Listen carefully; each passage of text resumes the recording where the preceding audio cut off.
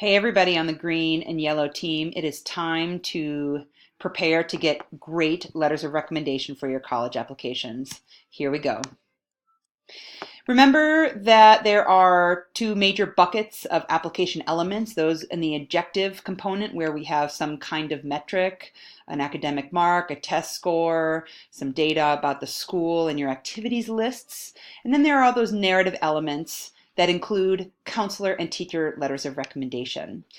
And it goes without saying that these letters of recommendation play a very important role in helping colleges and universities better understand who you are. The letters need to be written for a very specific purpose. They need to do a very specific thing. They need to reveal the intangibles, go beyond all of the concrete information that they already know. At the very core, a teacher and a counselor need to be able to describe, bring to life, reflect upon, manifest your sense of engagement. And for those most competitive colleges, they are very interested in your level of engagement with ideas. Letters also need to help colleges understand the extent to which that you understand your strengths and talents and how inclined you are to fully take advantage of those talents and abilities that you actually have. Very interested in the idea of your interest in being challenged, not just that things are hard, but you have a healthy ambition to push yourself and that you have been put in uncomfortable situations and succeeded. They're very interested in your ability to make a difference, to be interested in more than just your own success or progress. How are you sharing your gifts and passions with others? It's really the Nito core value of generosity.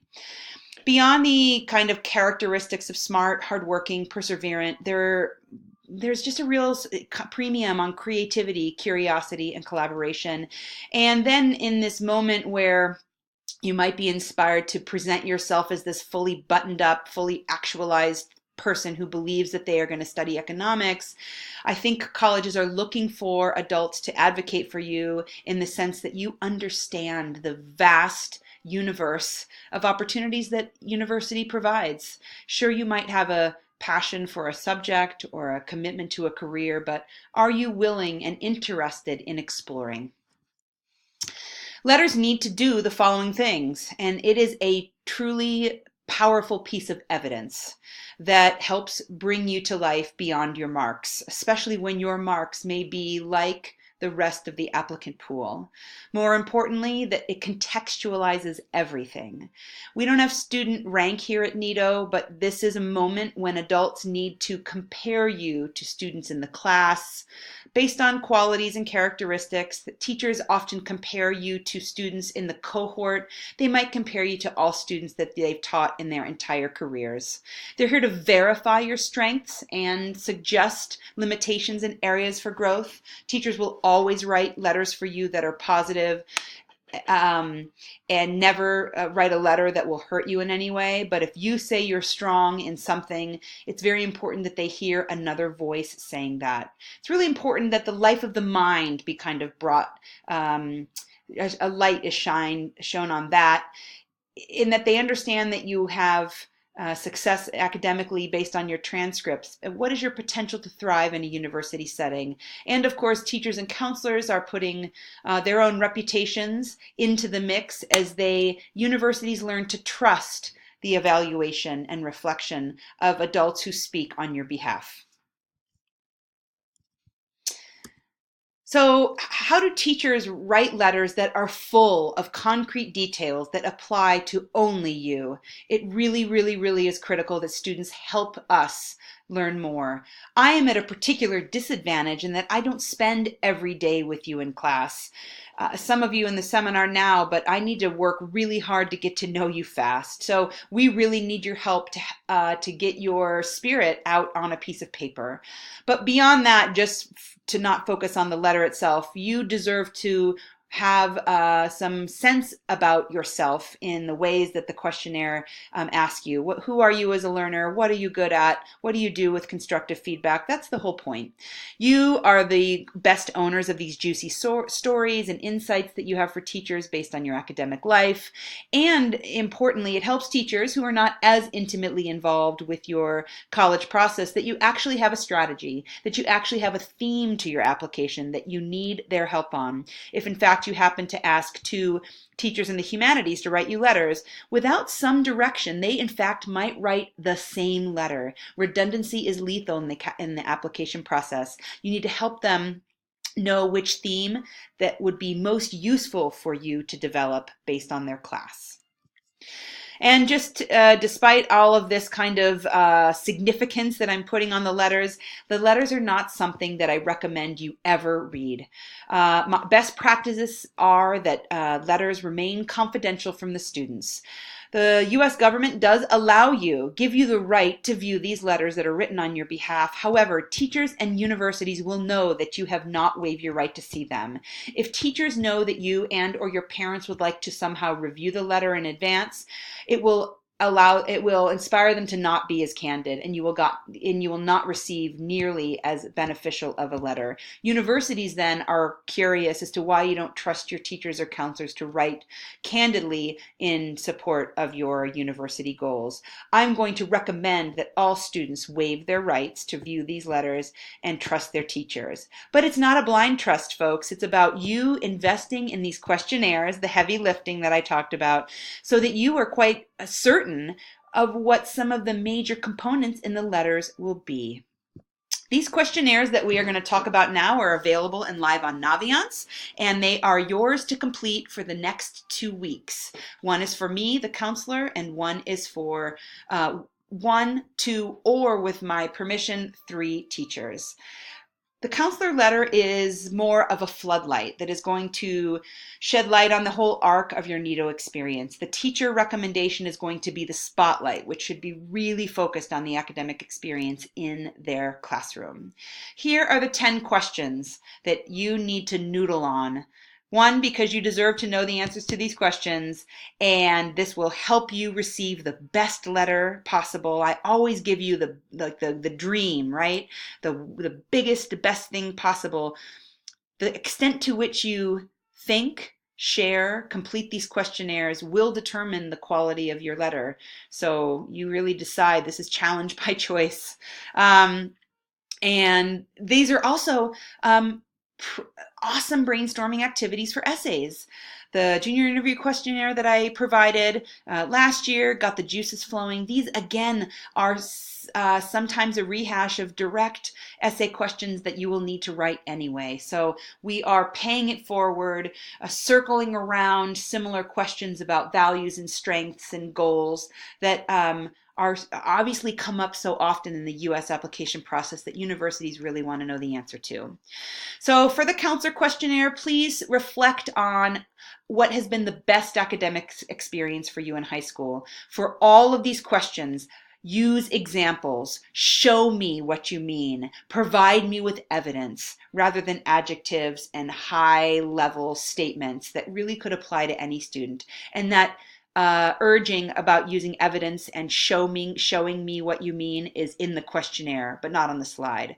Please describe your best academic experience. Better than describe, reflect on that. Please reflect on your strengths, and in particular in the intellectual realm and the personal realm. But more importantly, where have these strengths been visible during your high school life? And in what ways has NITO benefited from these strengths? If you can't answer that question right now, it might inspire you to make some important decisions about bringing your strengths to life in our community. Number 3, who are you as a learner and how have you grown during high school? You deserve to kind of look back, reflect on where you were and where you are now and where you want to go. Number 4, do you have any unusual competencies, talents, or leadership abilities? I learned so much from answers to this question, given that we have spent a limited amount of time together. So please, the sky's the limit. A quick side note is that the writing for these answers doesn't have to be beautiful, doesn't have to be technically correct. Brainstorm, stream of consciousness, list, bullet points. I don't care, just get it out. Number 5, the best letters that I write include a reference to this. How have you demonstrated a willingness to take intellectual risk? Go beyond what is expected. Go beyond what is already planned. Number 6, what motivates you, what excites you? That may not be what's happening in school, and I'd love to know more about that. Who are you as a NITO community member? What's your kind of most recognizable and most powerfully positive personality trait? Number 8's a new one, which I really like and I added last year. What is most important to you? That could be women's rights, it could be animals, it could be the economy, it could be the idea of freedom or democracy, could be sustainability, any of these things. The real important connection to make is, how is learning a part of that? How is your learning connected to the idea and thing that you care most about? Stanford University has an essay question exactly like this. What matters most to you and why? So this is just getting you prepared for things like that. Number 9, choose a NITO value that you feel you have embodied the most, developed the most, benefited from the most. And number 10, if you could be a brand, if you could boil yourself down, your beautiful spirit down to one motto that could fit on a Post-it note, what would that be? That helps me provide a bunch of character.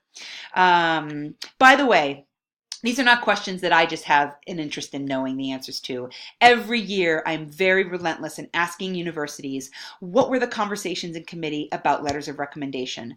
What were the least helpful recommendations? What were the most helpful recommendations?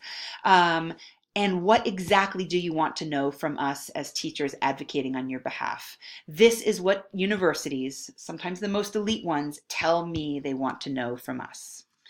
The teacher questionnaire is similar to the one that I just talked about for the counselor. Please describe your best piece of work. It may not be the one that you got your best grade in, and the teacher might have a different idea, and it may enlighten them. When were you proud in this class? When were the moments that you were challenged in this class, and why?